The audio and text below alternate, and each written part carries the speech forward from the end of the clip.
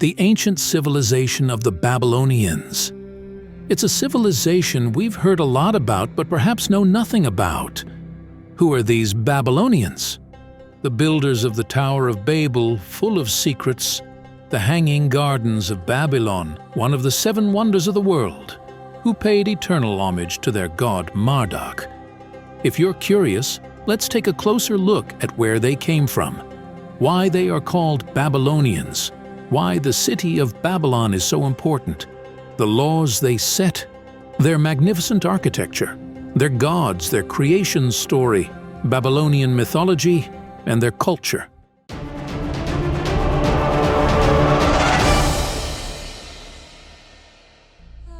First, let's look at where the name Babylon comes from and where the city of Babylon is located. The city of Babylon was first mentioned in Akkadian inscriptions dating from the late 3000 BC. However, it is thought to have been founded much earlier. This is because the first name of the city in Sumerian is Kadingir-Ra. In other words, Ka means gate, Dingir means God, and Ra means of, and the city was called the Gate of God by the early Sumerians. Much later, however, Sargon of Akkad, who destroyed the Sumerian city-states and founded the Akkadian Empire, captured the city of Kadingir-Ra and destroyed it. He then founded a new city, which he called Babili, in Akkadian translation, near his own capital city of Akkad. In Akkadian, the name Babylon is a combination of the Akkadian words Bab and Ili, which means Bab, gate, and Ili, God. That is, the gate of God. It was called Babel or Bavel in Hebrew, Babarush in Persian, and Babylon in Greek. Although Babylon is the name given to the city near the town of Hili, 88 kilometers south of Baghdad in Iraq, built on 1,000 hectares of land on both sides of the Euphrates, the people who lived here, called Babylonians, were actually descended from the Akkadian Empire and even Sumerians. So why were the people who lived here called Babylonians and not Akkadians or Sumerians? This is because the city of Babylon was the capital of many dynasties and empires, and rulers such as Hammurabi and Nebuchadnezzar II made Babylon the most important city in Mesopotamia.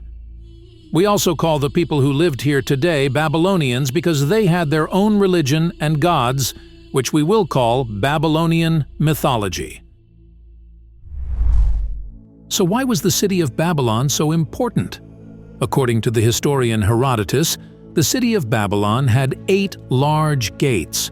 It had over 50 temples, 2 palaces, intersecting streets and avenues leading to large squares. Inside the temples and palaces were statues, tables, and furniture made of solid gold. It was one of the largest cities in the ancient world, built on stone pillars, with a wide bridge connecting the 2 sides of the Euphrates. The Hanging Gardens of Babylon are even mentioned in Herodotus's history as one of the 7 wonders of the world. The city of Babylon has an important place in history for many other reasons. As mentioned in the Torah, it is one of the 4 great cities of the Sumerian state, where the kingdom of Noah's grandson Nimrod began after the flood. It is also written that Harut and Marut, who are mentioned in the Quran and who taught people magic, were in Babylon. In fact, these 2 angels, called Harvatat and Ameratat in Zoroastrianism, Aryuk and Mariuk in Judaism, and Maruts in Hinduism, are said in some commentaries or legends to have been bound upside down in the Well of Babylon. Throughout history, Babylon is known to have been the most important center of astronomy, astrology, and divination in Mesopotamia, but it is also known to have become a center of witchcraft, especially during the Chaldean and Achaemenid periods. The most important structure that makes Babylon an important place is undoubtedly the Tower of Babel. Mentioned in many sources, the Tower of Babel is also mentioned in religious books. The Tower of Babel is believed to have existed since the Sumerian period, when Babylon was called Kadingir-Ra and was built by Nemrud. The Torah refers to it as a tower whose head will reach the heavens. In the Quran, Moses, Pharaoh, Karun, Haman, and a tower made of mud bricks are described in the same story. The Tower of Babel is said to have stood on a square base measuring 91 meters and to have consisted of 6 progressively smaller stories, each 75 meters high. It is believed that there was a 7th floor at the top which no one could climb to, thus reaching a height of 91 meters. Legends say that this top floor was the sacred chamber of Marduk, the chief god of Babylon, and that it contained the Babeli, or Gate of the God, from which the city takes its name. The historian Herodotus writes in his book Histories that the Tower of Babel was used as a temple, but Herodotus writes that the tower had 8 floors, not 7, and that the upper floors could be reached by a winding staircase from the outside. On the top floor, he says, there was a bed covered with rich cloths and a golden table next to it. He writes that no mortal was allowed to stay in this room at night and that this room belonged to the local women chosen by the Babylonian god. He even says that the god himself came and lay on this bed.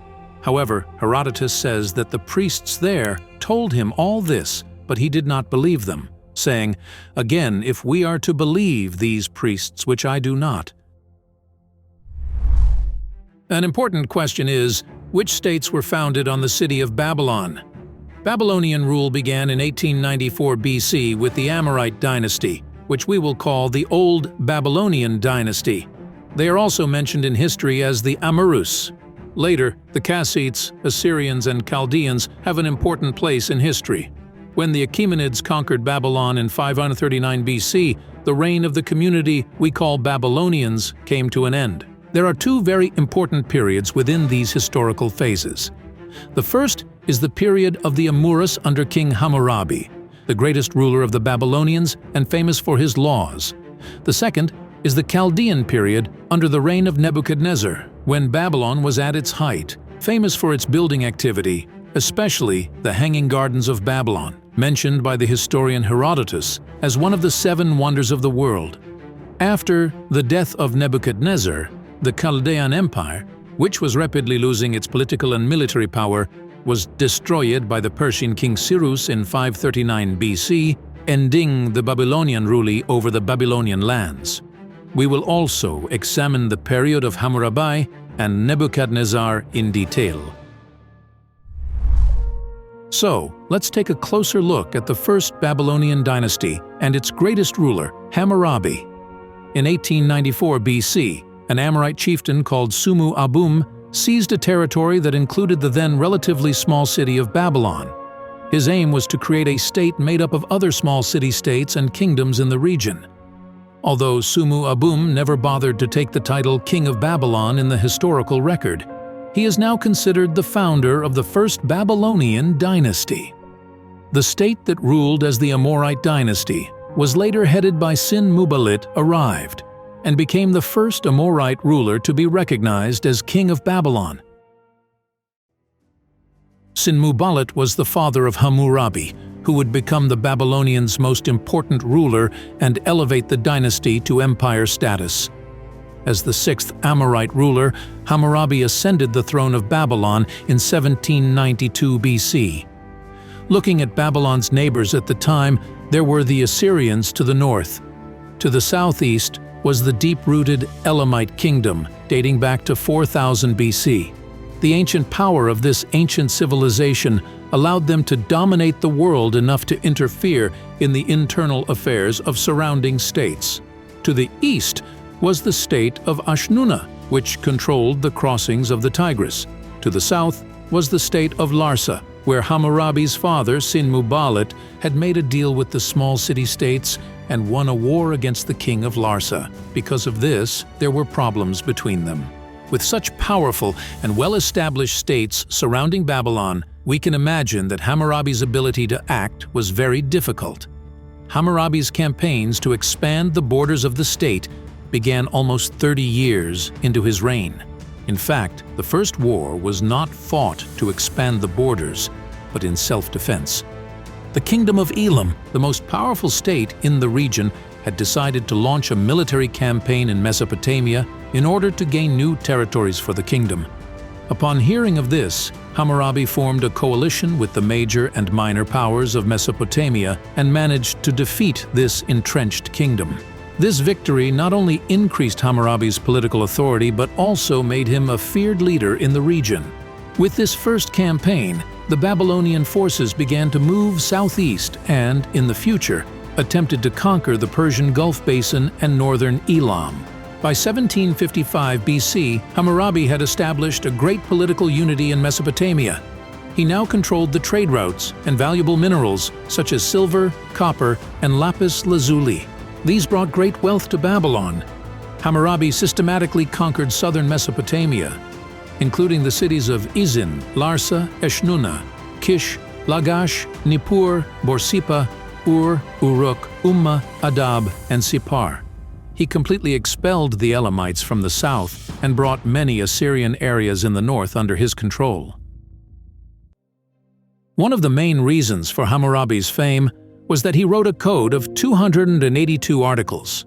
Although laws such as Ur-Namnu, Ana Itishu, Lipit Ishtar, and Eshnunna had been written before, they were less comprehensive than Hammurabi's law. Hammurabi made use of these codes and compiled a new code, taking into account the needs of the time. The large number of copies of the code is an indication of its widespread use. Hammurabi's code contained a prologue, an epilogue, and 282 regulations. The fact that it is so comprehensive is the main feature that distinguishes it from other laws. The prologue tells how and why Hammurabi was chosen as king by the chief god Marduk and the god of justice Shamash, along with words of praise for the chief god Marduk. It also mentions that the king brings justice, truth, peace, and prosperity. The epilogue makes the same points but also mentions that the rich were prevented from oppressing the poor and the strong from oppressing the weak. It also advises future kings and people to obey this law, implying that they will be cursed if they do not. The other 282 clauses can be divided into several sections. Articles 1-5 deal with the procedure. These articles included offenses such as witchcraft, wounding, or crimes punishable by death, and penalties for unjust judgments by judges. Articles 6-25 deal with people's property and property rights. Articles 26-41 deal with military regulations. They were provisions for the protection of the property of soldiers, including their wives. Articles 42-65 deal with contained a number of provisions relating to agriculture, animal husbandry, and farmers. The Stele, the most famous copy of the Code of Hammurabi, is now in the Louvre. Although most of the code's provisions have survived in written form, some parts have been erased.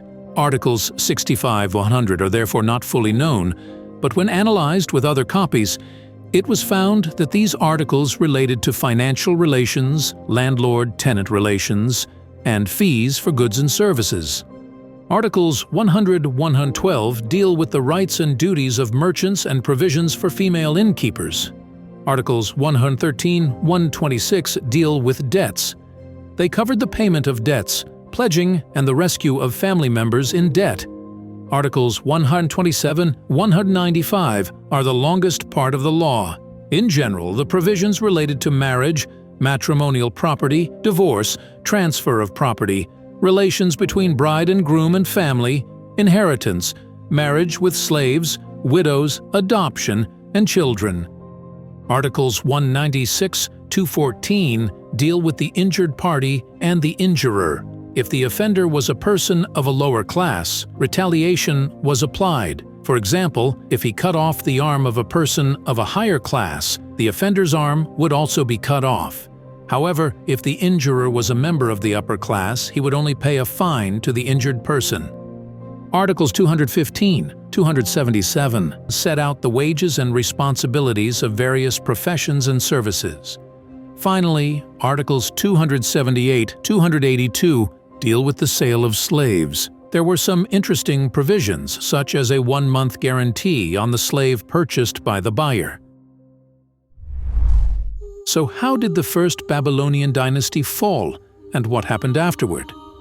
After the death of Hammurabi, the Babylonian administration, which had been in rapid decline, began to lose all the lands it had gained. In a very short time, it regressed back to a small city-state when the Amorite dynasty was first established. Later, with the arrival of the Hittites in Mesopotamia, first Aleppo and then Babylon were occupied. Although the exact date is not known, Babylon was probably sacked in 1595 BC. We say sack because the Hittites did not try to annex Babylon. The Hittites formed an alliance with the Kassites, a community from the Zagros Mountains, and established a Kassite dynasty in Babylon. The Kassites became the longest ruling dynasty in Babylon.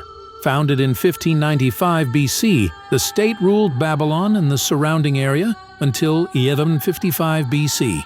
However, Babylon did not experience great power during the time of the Kassites. The Kassites were a state that was oppressed by the Hittites and Assyrians. Nevertheless, they managed to rule Babylon for the longest time. Due to their continual loss of territory and military weakness, the Kassites were defeated by the Elamites in 1155 BC. Babylon, which remained in the hands of the Elamites for a time, was then under the rule of the local people after the Elamites were expelled from the city by Nebuchadnezzar I. The city, which remained in the hands of the local people for a short time, was again occupied by the Arameans, who were gaining power in the northwest, and a period of great chaos began. With the establishment of the new Assyrian Empire in 911 BC, Babylon came under Assyrian rule for 300 years. When one of the Assyrian emperors wanted to make Babylon the capital, rebellions broke out within the state, and the Assyrians soon had to deal with civil wars. Now, let's come to the Neo-Babylonian Empire. The Chaldeans, who lived in the southeasternmost part of Mesopotamia, also felt oppressed under Assyrian rule. Looking at the geography of the time, powerful Egypt posed a serious threat to Mesopotamia. The Medes, on the other hand, were a strong military power in the east. The Assyrian Empire, although also suffering from civil wars, had great political unity and military power. Babylon was ruled by governors. However, Nabopolassar, the Chaldean chieftain, rebelled against the Assyrian government and revolted against it by taking the Median army behind him.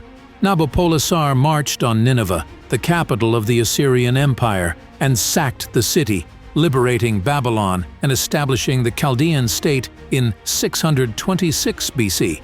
After the death of Nabopolassar, who even halted the Egyptian advance into Mesopotamia, his son Nebuchadnezzar II ascended the throne in 604 BC, and the state became what is now called the Neo-Babylonian Empire or the Chaldean Empire. The first 10 years of Nebuchadnezzar's reign were spent in military campaigns to drive Egypt out of the Mesopotamian basin. He won Jerusalem in this battle. Jews lived in Jerusalem at this time. With the conquest of Jerusalem, the king of Judah Jehoiakim was exiled to Babylon and brought under control. Nebuchadnezzar, who did not completely destroy the kingdom, brought his newly elected king, Jehoiakim, to the kingdom of Judah. However, in the intervening 11 years, due to the constant uprisings of the Jews, the people in Jerusalem were exiled and bloody massacres were carried out. Nebuchadnezzar stripped Solomon's temple of its ornaments and destroyed its furnishings. He exiled to Babylon the craftsmen and blacksmiths of Jerusalem who could be of great use to him. Only the poorest of the people were left. Nebuchadnezzar, who again appointed a king for Judah in 587 BC, ended the kingdom of Judah completely when this new king he appointed rebelled in the 9th year of his reign and annexed Jerusalem as a province. Nebuchadnezzar was able to weaken the kingdom of Judah over time with the help of the exiles he created here, as well as provide himself with skilled workers and embark on luxurious and magnificent building projects. The rebuilding of the Tower of Babel enabled him to build the Hanging Gardens of Babylon and the Gates of Ishtar. He also gave Babylonian names to the children of Jewish families, dressed and educated them as Babylonians. So there was an atmosphere of Babylonization in the city. What made Nebuchadnezzar famous were undoubtedly his architectural works. The Hanging Gardens of Babylon, the city's most magnificent structure, considered one of the 7 wonders of the world and mentioned in Herodotus' book, still retains its reputation. It is known that Nebuchadnezzar built these gardens for his wife. It was a remarkable feat of engineering, with a series of terraced gardens rising one above the other, consisting of lush terraces built of mud bricks, and planted with a wide variety of trees, shrubs, and vines. However, the Hanging Gardens of Babylon are the only one of the 7 wonders of the world whose location has not been definitively wonder. Under Nebuchadnezzar, the Chaldean Empire was in its heyday, but what happened to it after that? Although the state founded in 626 BC became the Babylonian Empire, especially during the reign of Nebuchadnezzar, it was not a long-lasting state. Known as Cyrus the Great, who was born in the neighboring lands, took the throne of the city-state of Anshan, the Persian city-state where he lived, in 559 BC. In 549 BC, he invaded the Medes and founded the Achaemenid Empire, the first Persian empire in history. After putting an end to the Median Empire, Cyrus also put an end to the Lydian Empire, and his next and final target would be the Neo-Babylonian Empire. In 539 BC, Cyrus fought the Babylonians at Opis, off the coast of Babylon, and won the war. The Babylonian Emperor Nabonidus fled the battle, and Cyrus captured the city of Babylon without occupying it. When he entered the city, he declared that Nabonidus had betrayed the god Marduk, and that Marduk had sent him to Babylon as a savior, thus ending the Babylonian Empire and the Babylonian rule that had begun in 1894 BC forever. Babylon would now become a Persian city. Later, in 333 BC, Alexander the Great conquered Babylon for the Macedonians and died there in 323 BC. The Babylonians were so devoted to all the gods, especially the chief god Marduk, that Cyrus the Great's declaration that Marduk had come as a savior prevented the Babylonians from making a counter-move. So, let's examine the mythology and beliefs of the Babylonians, who were so devoted to their beliefs.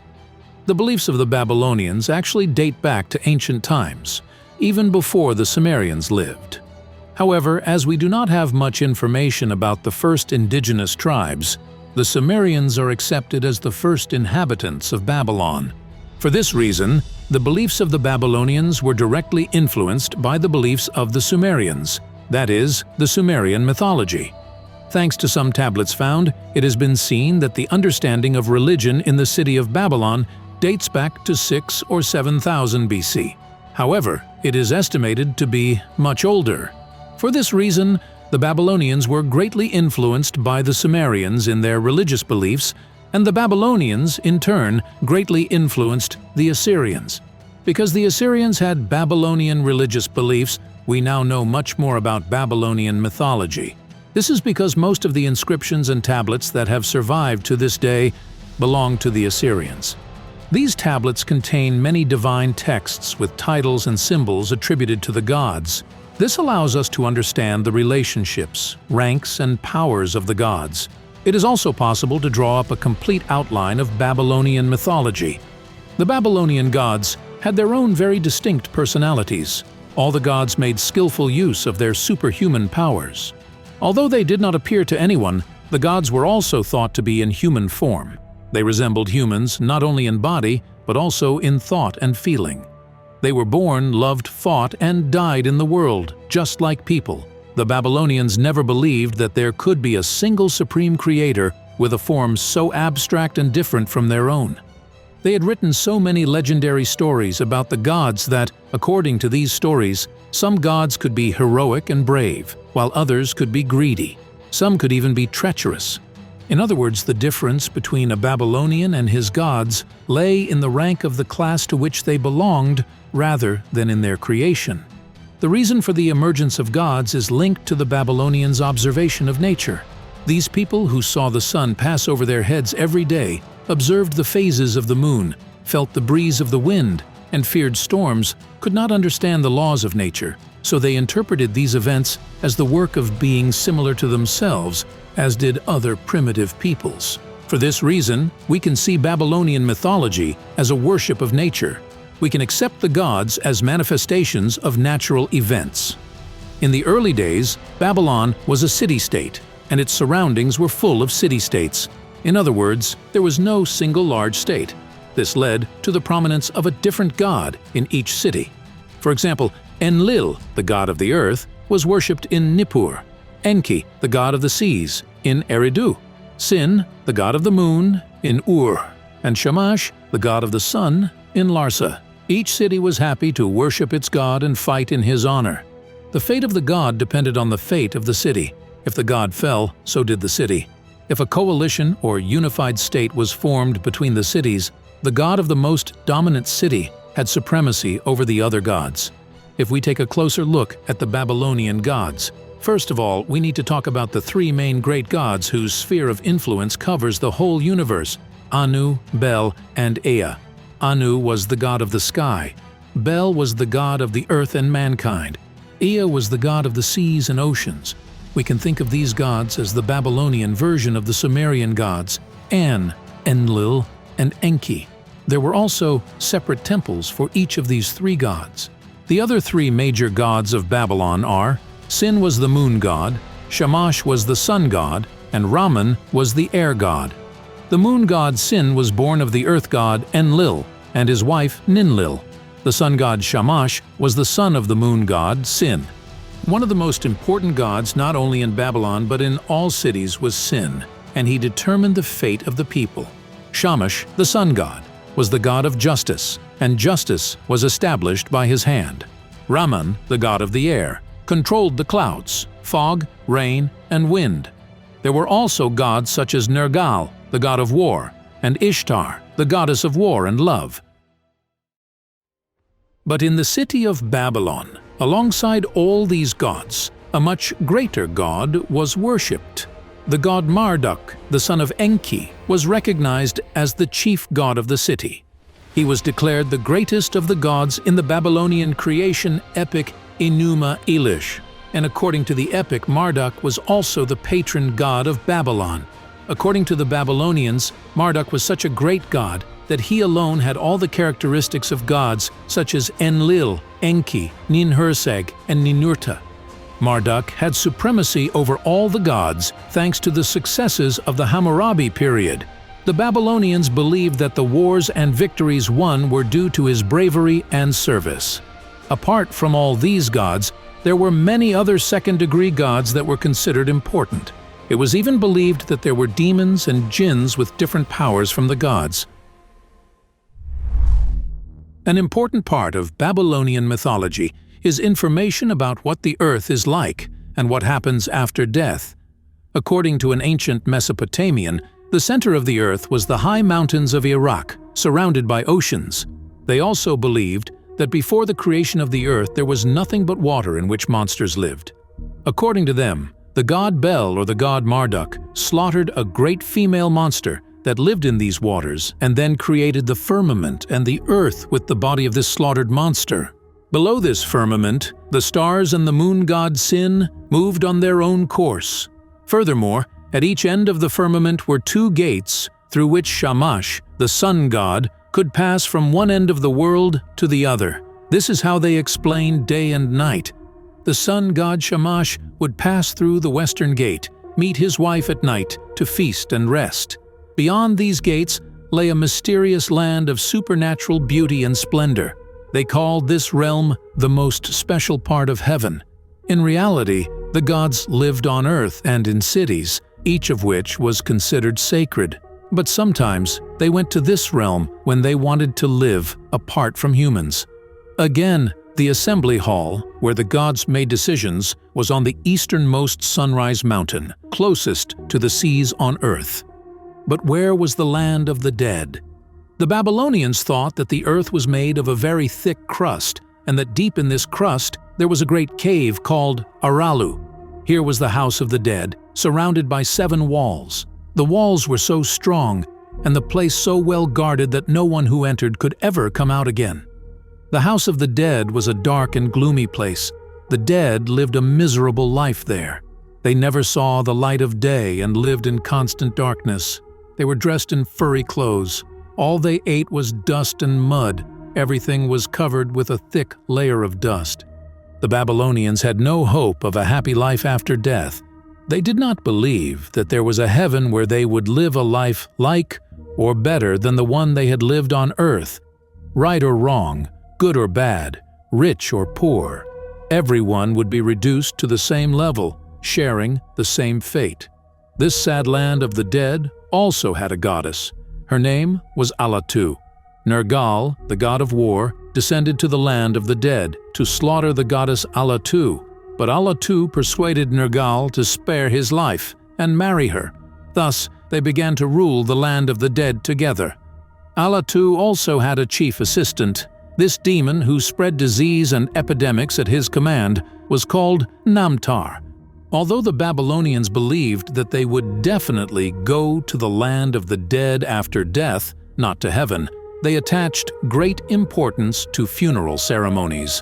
In fact, the greatest misfortune that could happen to a person was to be deprived of a funeral ceremony. In such a case, the soul would not be able to reach Aralu and would have to wander between the earth and the land of the dead. For this reason, it would starve constantly and try to make do with the scraps and rubbish it could find on earth. But not burying a corpse was dangerous for the living, for the spirit of the dead could wander about, bewitching and disturbing the people it met. For this reason, burials were very important, and even food and drink were placed in the graves of the deceased to give them strength and comfort in the gloomy environment of the land of the dead.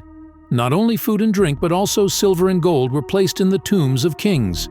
We also know from the book of Herodotus and some tombs that mummification was carried out with oil, salt, and honey, similar to the Egyptian practice.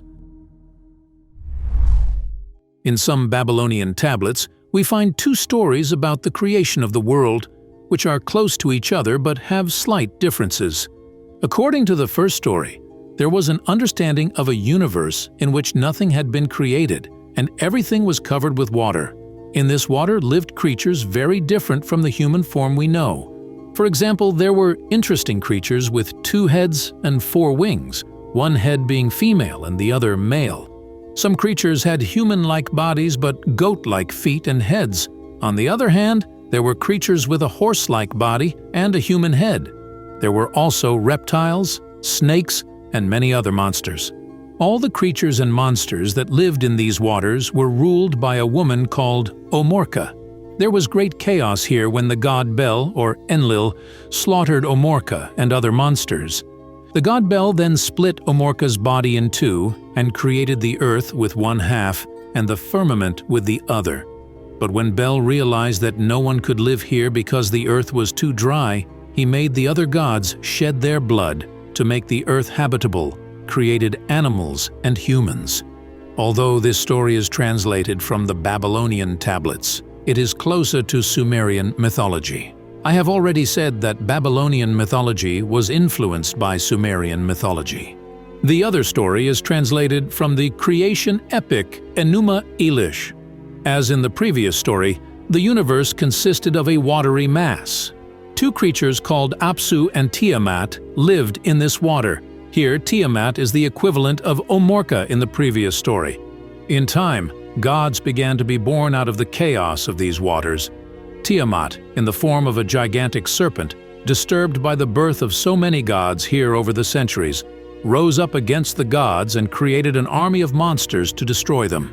Anshar, one of the firstborn gods, sent first the god Anu and then the god Ea to fight Tiamat, but neither succeeded. He then persuaded Marduk, Ea's son, to become the best of the gods and fight the monsters. Anshar called all the gods to a council where they agreed to make Marduk the supreme god and asked all the gods to help Marduk in the war. Marduk finally confronted Tiamat and succeeded in killing her and capturing all her followers. He then split Tiamat in 2 and created the earth with one half and the firmament with the other. Finally, he created animals, plants, and humans, and began life on earth. In both stories, it is clearly stated that the universe was first covered with water, that all creatures, including the main monster, were fought, and that the earth and the firmament were created from the body of this monster. The main difference here is that the creator god is Bel, the earth god in one story and Marduk in the other. This is because the first story is closer to Sumerian mythology and the second to Babylonian mythology. We have all heard, more or less, that the flood of Noah recreated mankind. This flood is described in detail in the Torah, the Bible, and the Quran. But did such a flood take place according to Babylonian mythology? Although there are differences not only in the Abrahamic religions, but also in many civilizations scattered around the world, we can learn from the archaeological remains of these civilizations that such a flood did take place.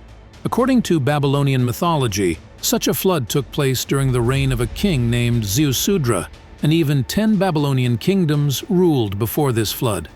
According to the story, god Bel appeared to this king in a dream and warned him of a flood that would destroy all mankind. God Bel tells Ziusudra to write the history of the world from beginning to end, and orders him to place these writings in the sun city of Sippar. He then tells him to build a great ship that will hold all his friends, relatives, birds, and animals. Ziusudra does as the god says, builds the ship, and the world is flooded. When the flood begins to recede, Ziusudra releases the birds from the ship to see if the water has receded, but the birds return because they cannot find a place to land. After a few days, he released the birds again, and this time they returned with muddy feet. When he released the birds again for the third time, they no longer returned. Then the king got off the ship and saw that they were on the slope of a mountain. Here he makes a sacrifice with his wife and relatives. The king and his 3 companions are immediately taken to heaven. Other people who got off the ship saw that King Ziusudra had disappeared and began to lament. The king never appears to these people again, but they are told by a voice that the king has now been taken to the gods and that they must carry out his orders. After this, people set out and came back again to find the texts hidden in Sippar and rebuild Babylon. Thus, Babylon becomes a city where people live again. A similar story was written by the Sumerians in the Epic of Gilgamesh, and the Babylonians attached great importance to this epic. So, we can learn from the Babylonians that such a flood also took place. Finally, let us take a closer look at the Babylonians' cultural endeavors in the fields of art, astronomy, and philosophy. Babylonian architecture, in particular, was greatly influenced by its geographical location. The abundance of clay and the lack of stone led to the widespread use of mud bricks. Babylonian, Sumerian, and Assyrian temples were huge structures of raw brick supported by buttresses and rain gutters. The walls were painted in bright colors and sometimes covered with zinc or gold, as well as tiles. 3-dimensional figures were often used in the decoration. Because the scarcity of stones in Babylonia made every stone precious, the Babylonians excelled in the art of working with precious stones. One of the Babylonians' most successful fields was astronomy.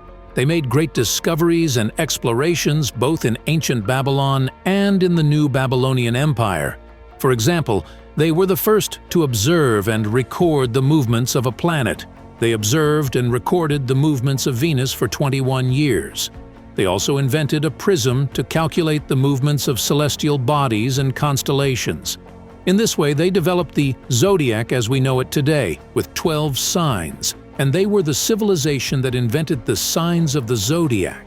They wrote tablets on which they recorded celestial bodies, solstices, lunar and solar eclipses. They also developed a calendar based on the movements of the moon. The Babylonians also made a name for themselves in the field of medicine. So much so that, together with ancient Egyptian medicine, they created the concepts of diagnosis, prognosis, physical examination, and prescription. They observed the symptoms of the disease and tried to eliminate it with methods such as bandages, creams, and pills.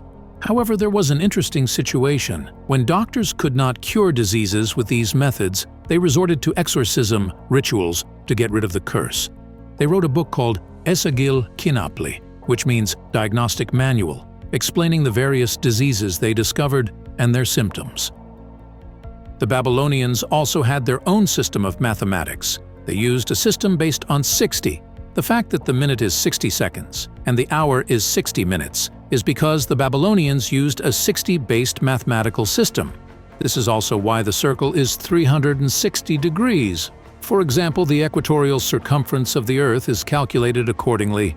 The fact that the number 60 had many divisors made calculations easier at that time. The Babylonians also had a specific philosophy of life in the form of dialectics, dialogues, epic poetry, folklore, hymns, lyrics, prose, and proverbs. Babylonian philosophy is thought to have influenced Greek philosophy, especially Hellenistic philosophy. Plato's dialogues and the Socratic method of Socrates show similarities with Babylonian philosophy. The philosopher Thales of Miletus is also known to have studied philosophy in Mesopotamia. We tried to get to know the Babylonians, whom I have mentioned in all these details, and at the same time to understand why the city of Babylon is so important. Because trying to understand ancient civilizations is one of the most important elements of survival. And also, Herodotus has some good advice for us from 2,450 years ago. May the works of mankind not be forgotten in time, and may the wonders they have created not one day remain nameless.